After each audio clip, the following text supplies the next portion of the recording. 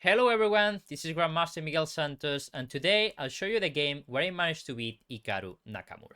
The game started with a modern defense, and after e4, g6, d4, bishop g7, and bishop e3, black is not really trying to control the center right now, but they are gonna try to strike back somehow later, also keeping a lot of pieces and a lot of tension in the game. Naka continued with a6, and I played f3. For the moment, I didn't want to bring my knight to c3, because then some b5 might come, and it might be more annoying than if I keep the knight on b1, because some b5, I can play a4, and probably he's weakening a lot his position, and now b4 is not attacking any knight on c3. He continued with b6, and then I keep with the same idea, queen d2. I still am open to play knight c3 or maybe c4 if needed. Bishop b7, and now I didn't saw any reason to not keep controlling the center. That's why I went for c4 just to play knight c3 with some extra space for me.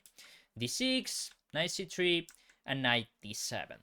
So now I have to decide a bit, what do I want to do with my position? Do I want to castle long? Do I want to play some bishop d3, knight d2, and castle short? Do I want to attack? What do I want to do?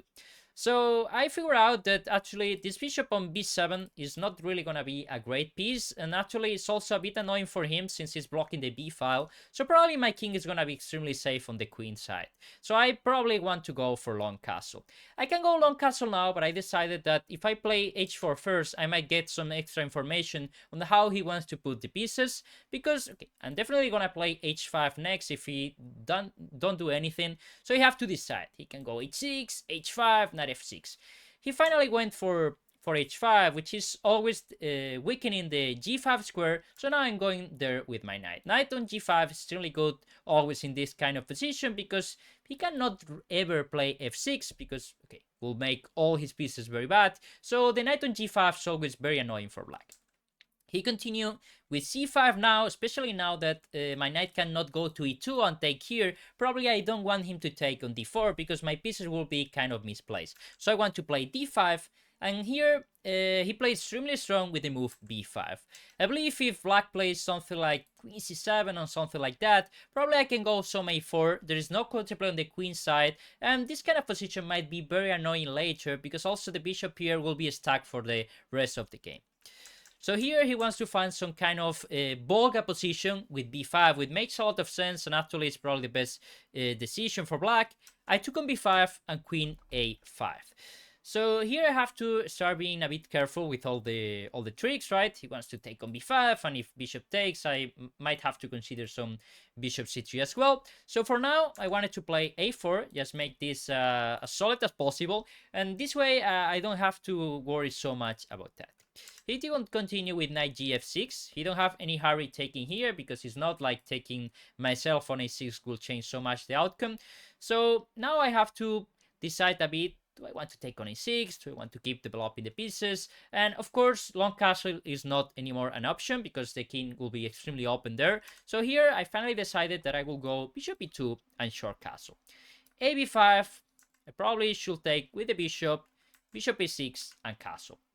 Here I don't really care so much if he wants to take on b5, because even if he exchange the queens, the knight, and the pawn on a4 is a really good mix actually against this kind of Volga gambits with some bishop on c3 and some pawn on b3. It's usually kind of a very solid setup.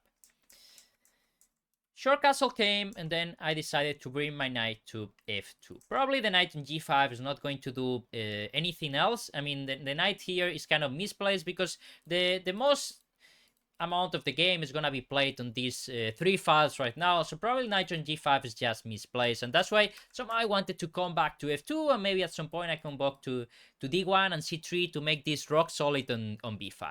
Finally, he decided to take on b5, since he don't have really so many other ways to play. I take with the knight, and knight to b6. Usually, black shouldn't be worried about changing queens in this kind of position, and actually, it's usually the endgames are really good for black here. But he decided to play knight b6 first, since it's not like I'm gonna move the queen or anything here, probably. So I just took on a5, rook a5, and b3. And I'm simply trying to defend everything. Now the main idea for black will be to basically or either try to push some c4, this way he will make all my structure a bit weak, or the other thing he can do is trying to change this knight from b5, maybe with some rook c8, knight e8, knight c7, but this is also a bit slow.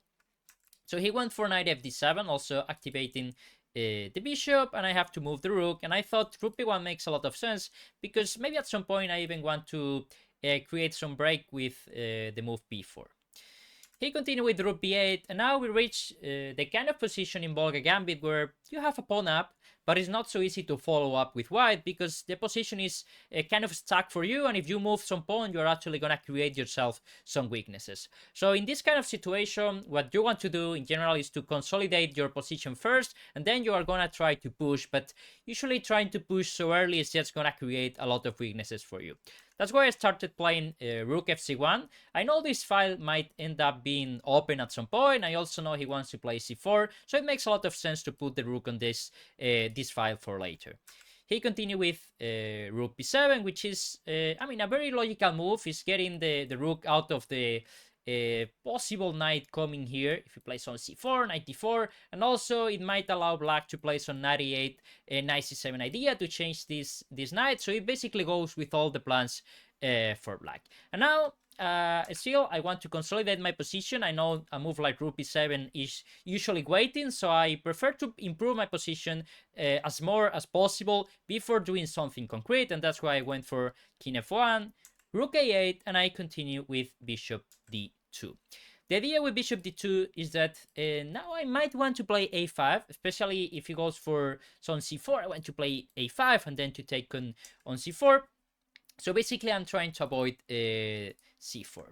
Now I decided to go knight e5, and I keep bringing with my king to the center, king e2, and he comes back to d7, and now I have to keep improving my position. So my knight is really well placed, both rooks are well placed, my king is also well placed, my bishop as well, so it's quite clear that my worst piece is the knight on f2, which is basically not doing so much at the moment, and I have to find him some nice square. And then I thought that with knight d1 I probably find some nice square on c4 later. Now he decided to play bishop f6, which makes a lot of sense, trying to create some weaknesses, g3, and c4 finally. So of course after c4, if I want to take on c4, he will simply take on a4. This will be weak, and the knight can also come to c5, and even some trick with knight c4 might happen. So basically my idea, once I have the bishop on d2, was to play a5, and now he has to do something very concrete, because if he plays simply something like knight c8, after bc4 it's already 2 pawns up, and it will be really hard for black to show any kind of compensation here. So after e5, he came up with this great move, knight d5, e d5, rook b5, and bc4. And his idea was to sacrifice the exchange with rook a5. Takes and takes. And actually, at first, I thought this was very, I mean, not so great for him, but the more I thought about it, the most annoying I was with my position. And actually, this is quite close to being totally equal. Black is extremely safe. He has great square for the knight in e5 or c5. The rook is very active and it's not easy to change it, so it's just a great sacrifice, great exchange sacrifice. And here I also have to be a bit careful with white. So first I played rook c2, trying to avoid his rook to get into a2, which was kind of annoying because then I will have to be a lot very passive with my king, or maybe go forward, but then the king, the knight and the bishop start to be a bit annoying, and he keeps playing really strongly with the move rook a3. So rook a3 idea, he wants to play knight e5, and if I move the pawn, then g3 will be really weak, so I have to be really careful in this situation. And then I found that knight f2 was a really decent move, and my idea is to put the knight on e4 and maybe even on d2, because the knight on d2 will defend all my pawns, and then I can move my rooks a bit more freely. He continued with knight e5. I went for f4 and knight f3. Now I have to be really careful. Actually, totally missed this knight f3 idea. Knight's coming to d4 with check. g3 is hanging. So at some point I thought I was even worse in this position, but I was kind of lucky to find this a knight e4 move. So I'm giving back the exchange, but the point is that I have some great sacrifice at the end to basically create a post pawn. After knight e4, king d2, he took on c2, I took on f6, ef6, and king c2. And here it comes probably the most important moment of the whole game. Here black's fine, playing something like king f8, king e7, just trying to bring the king to the center, but of course there is a guy hanging on g3 and he took it.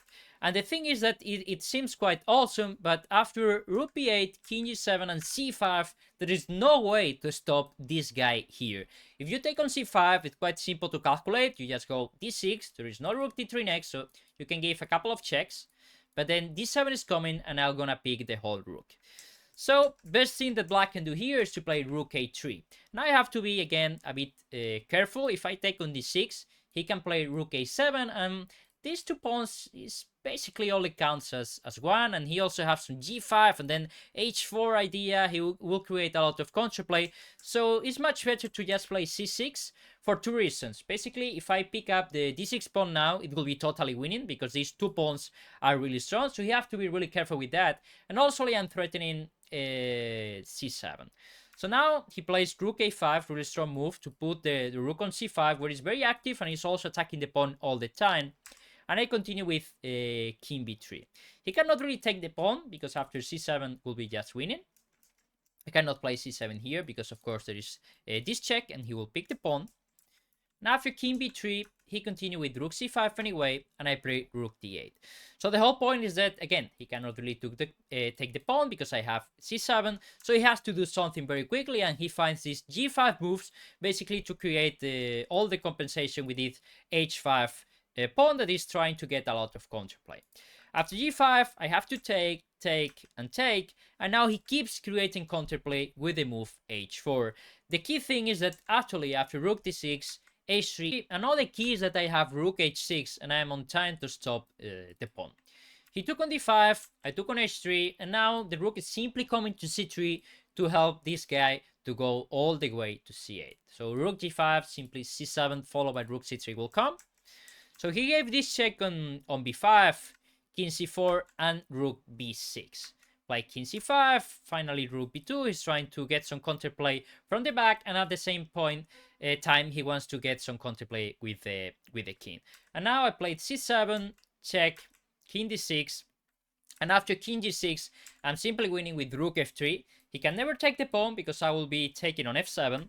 Rook d2 check, I can bring the king to c8, there's no more checks. Rook c2 and check. So now black has to choose between taking the pawn, which after rook f7 will simply end up in some winning endgame, and in case of rook g7, which is the way that the game continues, I have rook d6, followed by king d7, and followed by c8, and there is no way to stop the pawns. So the position, of course, was very, very complicated, especially after this b5 in the opening. And actually, I was very lucky in this position after knight f3 to find knight e4, because I totally missed knight f3. But somehow, after knight d4, here, and here, this was the key moment. And this g3 pawn was untouchable because of this c5 idea. So I hope you enjoyed the game. I hope you enjoyed the video, and see you on the next one.